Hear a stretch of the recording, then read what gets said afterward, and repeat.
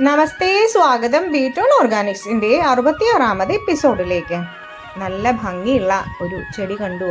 അമൽപ്പൊരി എന്നാണ് ഇതിൻ്റെ പേര്.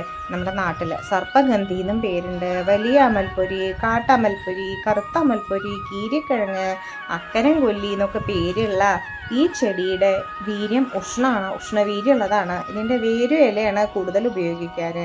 രക്താതിമർദ്ദം, പ്രഷറിനുള്ളത്, ഉറക്കമരുന്നായിട്ട്, നാഡീരോഗങ്ങൾക്ക്, അപസ്മാരത്തിന്, കുടൽ രോഗത്തിന്, നാട്ടുവൈദ്യങ്ങളിലൊക്കെ പാമ്പ് വിഷത്തിനൊക്കെ ഉപയോഗിക്കുന്ന ഈ ചെടിയുടെ ഇലയ്ക്ക് ഏകദേശം എല്ലാറ്റിൻ്റെ ഒരേപോലെ വെച്ചാലും പൂവുകൾ പല നിറത്തിൽ കാണുന്നുണ്ട്. അതുകൊണ്ട് തന്നെ ഇതിന് വെളുത്ത അമൽപ്പൊരി, കറുത്ത അമൽപ്പൊരി എന്ന് രണ്ട് രീതിയിൽ പറയുന്നുണ്ട്. ചുവന്ന പൂവുള്ളതിനെ വെളുത്ത അമൽപ്പൊരി എന്നും നീലിച്ച് പൂവുള്ളതിനെ കറുത്ത അമൽപ്പൊരി എന്നുമാണ് പറയുന്നത്.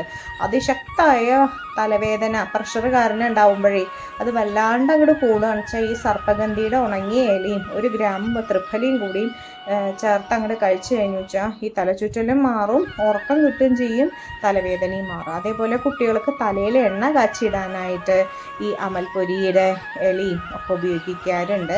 അമൽപ്പൊരിയുടെ പാല് ഇങ്ങനെ പൊട്ടിച്ചു കഴിഞ്ഞാൽ അതിൻ്റെ ഇലയിൽ നിന്ന് ഒരു പാല് വരും. അത് കണ്ണിന് വീണാൽ കണ്ണിന് നന്നല്ല എന്ന് ഈ മുത്തശ്ശിമാരൊക്കെ പണ്ട് പറയുന്നത് കേൾക്കാം. ഈ സർപ്പഗന്ധി അമൽപ്പൊരിയും രണ്ടാണെന്ന് പറയുന്നുണ്ട് ചിലരൊക്കെ. അല്ല, ഈ വെള്ള അമൽപ്പൊരിക്ക് ഔഷധ ഗുണം കൂടണോണ്ട് അതിനെ സർപ്പഗന്ധി എന്നാണ്, അല്ല മറ്റേ കറുത്ത അമൽപ്പൊരിനെ സാധാരണ അമൽപ്പൊരി എന്ന് പറയുന്നുണ്ട്. എന്താ വെച്ചാൽ ഇതിന് ഈ പേര് വരാൻ കാരണം ഇതിനെ ഇല തിളപ്പിച്ച് കഴിഞ്ഞ് കഴിഞ്ഞാൽ പാമ്പിൻ്റെ മണമാണ്, അതുകൊണ്ടാണ്.